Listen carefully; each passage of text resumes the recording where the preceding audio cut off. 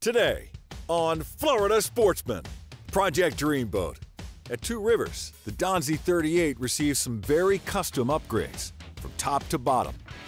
The Bertram 25 restoration, completed at Wildfire Marine, is put to work on the Thousand Islands in New York. It's a tremendous boat, and it has grossly exceeded my expectations. George LaBonte joins Barney Stodz on his beautifully restored 27-foot Rambo. Barney's lifetime of experience with a wide variety of boats gave him plenty of insight for exactly how he wanted this Rambo project to be completed. And the crew at TRB unveils the refreshed 38 Donzi to her owner. It's been an absolute pleasure working on this project for Jeff and making this dream come true. All coming up on Florida Sportsman, Project Dreamboat. Join us as we follow one-off builds to all-out restorations in Stuart, Florida's Dreamboat District, home to some of the best custom boat builders in the world. From modest to over-the-top, industry experts from the district's premier facilities show how it's done. Fiberglass repair, custom paintwork, engine rigging, electronics installations, and more. And boating editor George LaBonte shares the stories of boaters who have already turned their dreams into reality. This is Florida Sportsman Project Dreamboat. So over at TRB, we're busy working on the 38 Donzi for Jeff Schellenberger. One of the things that Jeff knew he wanted to get done to the boat was update the dash. We had Dale come up with some really nice ideas for some acrylic panels. So he got a new acrylic panel behind his screens, he got a new switch panel, and then he got a cover plate to go over the switches. So the guys did a fabulous job installing them. Dale did a really great job making the panels. I think it came together really well. I know Jeff's really gonna like the panel that we came up with. So another main thing that Jeff wanted to add to the boat after he saw it was a bow thruster.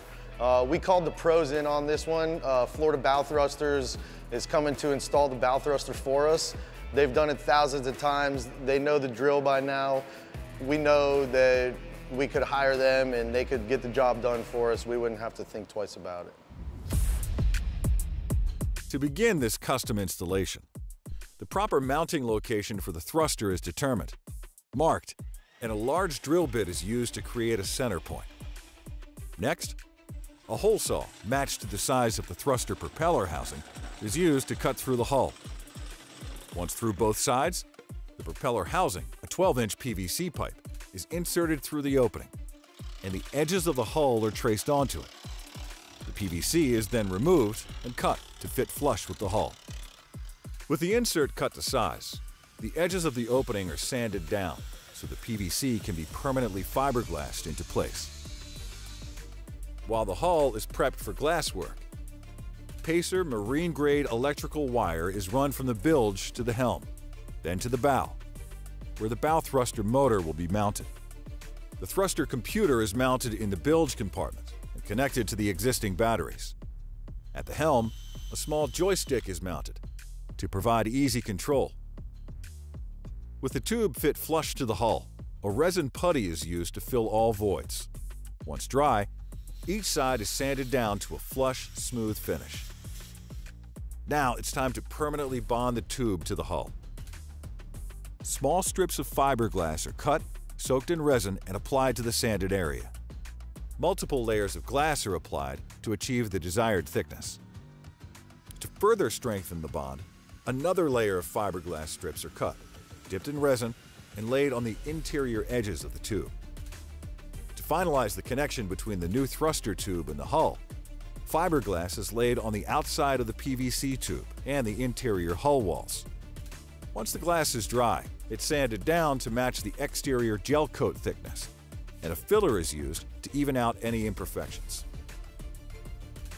Next, the area is prepped for blending, aiming to give the new thruster a factory-installed appearance. Matching gel coat is brushed onto the interior edges of the tube, and each hull side is sprayed with multiple coats to achieve a smooth, glossy finish. The area inside of the bow, where the motor will be mounted, is also painted to cover up the exposed fiberglass. With the tube completely installed and the gel coat dry, a hole is drilled into the center of the tube. to test fit the motor and propeller before permanently mounting them into place. The propeller is placed on the motor to ensure none of the blades will rub the edge. Once a perfect fit is verified, the motor is installed into place and connected to the supplied power source. To complete the installation, the hull is buffed to a beautiful shine, and the propeller is secured into place.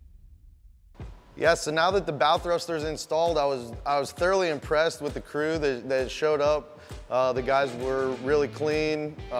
They fit right in. They knocked it out in 2 days. I really am really impressed with the job that they did on the bow thruster install. When we return, we join Dreamboat owner Dave Taylor aboard his Wildfire restored Bertram 25. This segment brought to you by Fiberglass Coatings, the largest selection of fiberglass materials in the United States. FGCI is a leading supplier of composite materials, family-owned for over 60 years and headquartered right here in Florida. We have the materials and technical expertise to service manufacturers, repair professionals, and DIYers alike. Our gel coat color matching is a favorite of seasoned professionals and weekend warriors. Access our online store at fgci.com, call to speak with a product specialist, or visit our stores in Fort Lauderdale or St. Petersburg. FGCI is your partner on boat projects big and small. Welcome back to Florida Sportsman, Project Dreamboat. Join us as we explore the beautiful Thousand Islands with Dave Taylor aboard his classic Bertram 25, recently overhauled at Wildfire Marine. Here at Wildfire, we just got finished wrapping up David Taylor's 25-foot Bertram conversion. We pulled out his old outdrives and engines, added a bracket for a pair of outboards. The extra space that he gained inside was great. We put a new floor panel up forward and one towards the transom where the engine box was. Then we went ahead and added some more seating to it, so he can seat about 8 people in there now comfortably. The boat runs great. We took it up to, delivered it up to Thousand Islands for Dave, and we spent a few days up there with him. We took the boat out a few times, and it's just a great place. It's a paradise. We got a chance to tour the island. There's no bridges or anything. Everything is done by boat. You want to go grocery shopping, you jump in the boat and you go to the mainland and go grocery shopping. The boat is a really good fit for where he lives. At the turn of the century, in 1900, the Thousand Islands was one of the premier vacation spots in America. It's considered one of the greatest freshwater boating environments in the world. It's a very intricate waterway. The river averages 10 miles wide, and there are 1,800 islands out there. But it has a natural, undeveloped beauty to it. People have been living here for hundreds of years, and because everybody lives on islands, everybody used boats. This is your vehicle, and so there's a really big boating history up here, and a lot of the older boats were built up in this area, all the New England craftsman type deal, and they have a big museum where you can actually go out on some of the boats. Some of the boats are in the water. There's a big history for them here, and it's really popular up here. It's a mandatory thing where we live. You're in it virtually every day. You go to dinner in it. When your friends come to visit, you go to pick them up. And I decided to get my boating inventory down to a bigger boat for up here that could handle the rougher water, bigger groups of people. My wife's center console 20-footer, and then kind of a play toy, which is the triple cockpit Garwood. But the biggest problem with this boat was that the straight sixes in there had a monstrous engine box in the back, and there was no room in the boat. And what I heard about the boat from Armstrong was, they said, oh my God, when you put a bracket on this boat, it's got more room in it than a 31. You got that much more deck space. When we were discussing the project, Dave's biggest concern by going to a bracket was whether we were going to change the balance too much and whether it was going to be bow light. I explained to him that Armstrong builds their brackets individually for each boat. I told him, look, we make the bracket deeper, so we'll compensate for the extra weight being moved from the inside the bilge to on the transom, and that would keep the boat statically the same way it was when it had the stern drives in it. We moved his batteries forward to also help out. The boat sits great. So he was happy with it, and I was too. I mean, it worked out great. It comes right up out of the water. It's got a top end on it north of 50 miles an hour. I almost don't want to go that fast. My wife certainly doesn't. She starts yelling, oh, whatever. And then the balance of the boat, we basically just wanted Mike at Wildfire Marine to set the boat up so there's storage inside the boxes, and then we've got seating, and we've got the capability for taking 8 people out on the boat where they're dry. If they've got luggage with them, fine. If we're going out for a cocktail or a dinner cruise. And this gives me weather protection and just a new dimension. All in all, it's a really good project. It's a new life for boats, older boats like that, when you put brackets on them, get rid of the engine and all that space that they take up. He wants to go fishing, he wants to take a bunch of people to dinner. Anything he wants to do, that boat will take care of it. It's a tremendous boat, and it has grossly exceeded my expectations. When we come back, George LaBonte joins Dreamboat owner Barney Stodz aboard his 27-foot Rambo in this week's One Man's Dreamboat segment. This segment brought to you by Suzuki Marine, the ultimate outboard motor.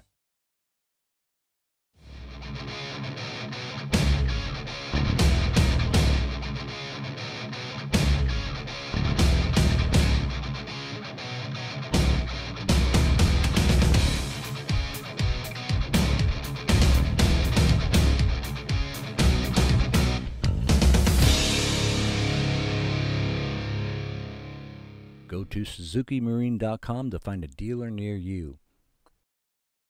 Welcome back to Florida Sportsman Project Dreamboat. Join us for this week's One Man's Dreamboat segment with Florida Sportsman boating editor George LaBonte as we feature anglers who have already launched their dream. Florida Sportsman began these features 30 years ago, and the dreams just keep getting better. For some people, one Dreamboat isn't enough. In fact, that's exactly the case with today's show, where we joined Barney Stodz in Jensen Beach to have a look at not one, but 2 Dreamboats. One in the works, and another one, a boat that he's using today. I've always tinkered with everything since I was a little kid, and the love for the water came early on. We've enjoyed fixing and tinkering with boats, and I've made quite a few custom boats out of stuff that I've happened upon. And we're in the middle of building a big twin-engine ultralight adventure class cruiser. It's a sloop sailboat with outriggers and a fighting chair, 2 Yanmar engines, and we're gonna go tour and do some fishing with that. It's gonna be interesting. And when we put the outriggers on that boat, I said that we had taken sport fishing back a century with that one.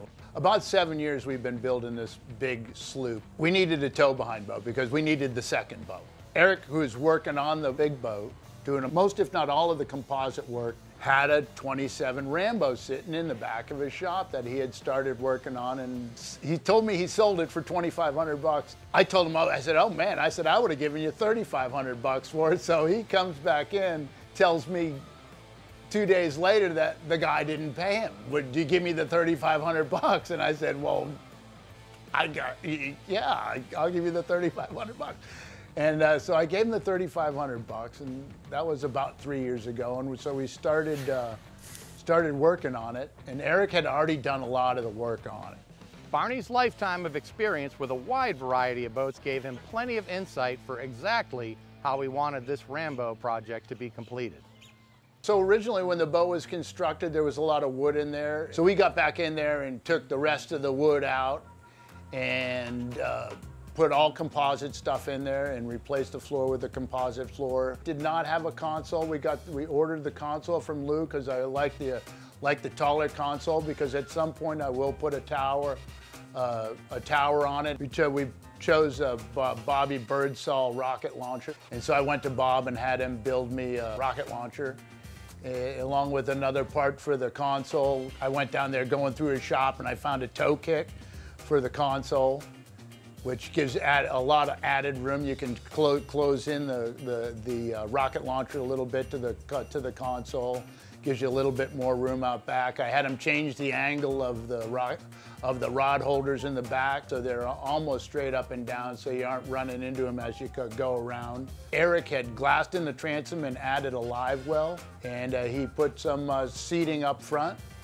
So we've added a couple of interesting features on it to make it so it not only as a fishing boat, but as a tender. I have a slide-in backrest and a cushion that goes over the lid of the live well, which seats almost 3 people. So on the front of the boat, we installed a grab bar, which is multi-purpose. It's got 2 rod holders on it. And so we like to sight fish. So we'll chase the fish around and see if we see something. And it allows you to get up on the front and hold on, and there's a rod right there. You'll also use it to get on and off the boat. The engine package that we chose was the 300 Yamaha. But the Yamaha is awesome. Right now, the bottom of the boat has not been finished. It has not been bottom painted. It's still a little rough. We're running at maximum at about just about 50, and about 24, we're getting almost 3.5 miles to the gallon. And she's been spot on. I mean, the motor is everything they ever said it would be. And it has an entry on it that is like a knife. So if you're cruising and you get into the chop, you tab it down and it'll eat it up. It'll also float in about 10 inches of water, which will make it great for going to the Bahamas. So she's a pretty well-behaved boat. We've enjoyed the heck out of it. It does what we need to do. We like to do a little bit of fishing. We do a little bit of cruising. And I think we built it to accommodate both fairly well. After he completed the 27 Rambo project, this boat proved to be a perfect platform for Barney's family to enjoy relaxing days on the water, cruising and fishing. She's not one of a kind, but she might be the best of her kind, you know. So, I mean, we enjoy it, and we're looking forward to tying the one to the other, and maybe, hopefully at some point, we'll get a picture of all 3 boats together, and it'll be like a dream come true.